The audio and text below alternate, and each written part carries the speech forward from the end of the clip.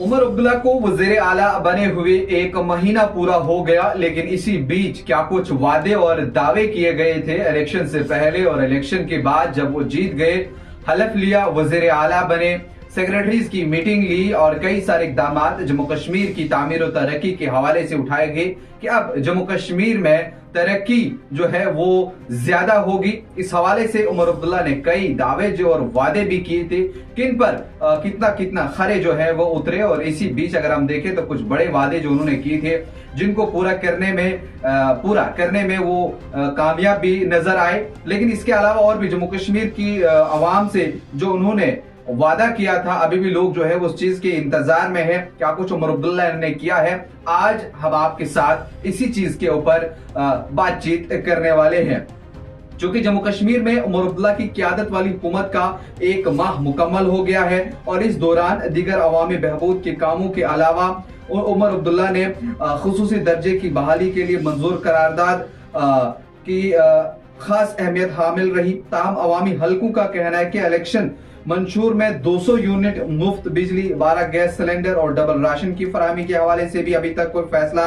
नहीं लिया गया, जिसका लोग बड़ी बेसब्री के साथ इंतजार कर रहे हैं। चूंकि देखा यह गया था कि इसमें अगर हम देखें जो वजीर हैं जिन्हें इस चीज की जिम्मेदारी दी गई थी, उनकी तरफ से भी बयान जारी किए गए थे जिसमें यह कहा गया था कि बहुत जल्द फैसला लिया जाएगा, जम्मू कश्मीर की आवाम के साथ जो वादे किए गए हैं उनको पूरा किया जाएगा। लेकिन फिलहाल एक महीना हो गया है, अभी भी लोग जो है बड़ी बेसब्री के साथ इंतजार कर रहे हैं। लेकिन चारी संभालने के बाद हुकूमत ने बिजली की किल्लत दूर करने की खातिर पैदावारी सलाहियत को मजीद बढ़ाने का फैसला लिया। सर्दियों के अय्याम में कश्मीर सूबे में सारिफिन को किसी किस्म की मुश्किलात का सामना न करना पड़े, इस हवाले से उमर अब्दुल्ला ने एक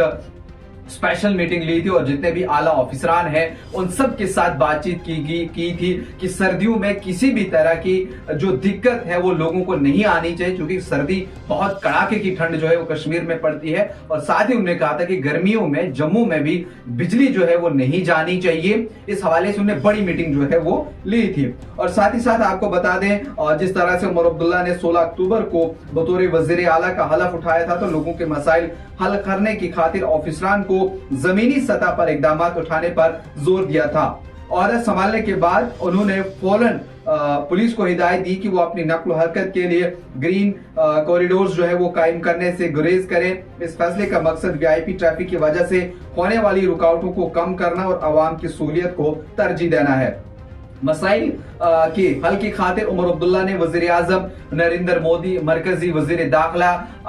जो है अमित शाह, उसके अलावा जो रोड एंड ट्रांसपोर्ट के मिनिस्टर नितिन गडकरी हैं, वजीर खजाना, वजीर दिफा, इन सब के साथ भी मुलाकात की ताकि जम्मू कश्मीर में भी जो कुछ प्रोजेक्ट्स अभी इनकम्प्लीट है, नामुकम्मल है, उन्हें मुकम्मल किया जाए। इस हवाले से उनके साथ भी बातचीत की गई और जिसमें वजीर खजाना के साथ मिलने के बाद उन्होंने 6000 करोड़ रुपए के एक माली पैकेज का भी उनके साथ मुतालबा किया था कि अगर इतना हमें मिल जाए तो हम जम्मू कश्मीर में जो कुछ प्रोजेक्ट्स नामुकम्मल है उन्हें आगे बढ़ाएं। और उसके अलावा अगर भी हम देखें तो जो ही इजलास शुरू हुआ था उसमें नेशनल कॉन्फ्रेंस ने खुसूसी इख्तियारात की बहाली की खातिर करारदाद पास की, जिस पर कई दिनों तक असेंबली में जो है भारतीय जनता पार्टी की तरफ से जबरदस्त हंगामा किया गया, असेंबली को लगने नहीं दिया। और इसी तरह से आखिरी के 3 दिनों में जमकर जम्मू कश्मीर की कानून साज असेंबली में जो है वो अपोजिशन की जानिब से हंगामा किया गया। उन्होंने कहा कि आप इस करारदाद जो यहाँ पर पास की गई इसे जो है वो वापस लिया जाए और उसके बाद ही भारतीय जनता पार्टी इस असेंबली को लगने देगी। लेकिन इसमें अगर हम देखें तो लगातार ये हंगामा जारी रहा, लेकिन एजेंडे के लिहाज से अगर हम देखें तो वो उसमें नेशनल कॉन्फ्रेंस जो है वो मजबूत नजर आई, जो उन्होंने कहा था उसमें बराबर नजर आई। लेकिन इस हवाले से अगर हम देखें तो उमर अब्दुल्ला ने कई सारी चीजों का ऐवान में भी जो है वो जिक्र, उन्होंने कहा कि मार्च 2014 में जब मैं बतौर वजीर आला और 2018 में बतौर अपोजिशन गवर्नर के खिताब पर भी उन्होंने बात की, लेकिन अब सब कुछ बदल गया है और हमने बहुत कुछ खो दिया है, ये उमर अब्दुल्ला ने जिक्र किया था। चूंकि जब इस बारे में उमर अब्दुल्ला ने ये कहा था कि जब मैं इस बारे में सोचता हूँ बीते 10 सालों में तो मुझे लग रहा है कि हमने बहुत कुछ खोया है, मेरा बहुत मन जो है वो फिर उदास हो जाता है, क्योंकि लोगों की कई सारी चीजें जो है वो छीनी गई हैं इस पिछले कई सालों में। असेंबली सेशन के दौरान ही जो वजीर फूड है सतीश शर्मा, उन्होंने भी ऐलान किया था कि बहुत जल्द डबल राशन की फराहमी के ख्वाब भी जो है वो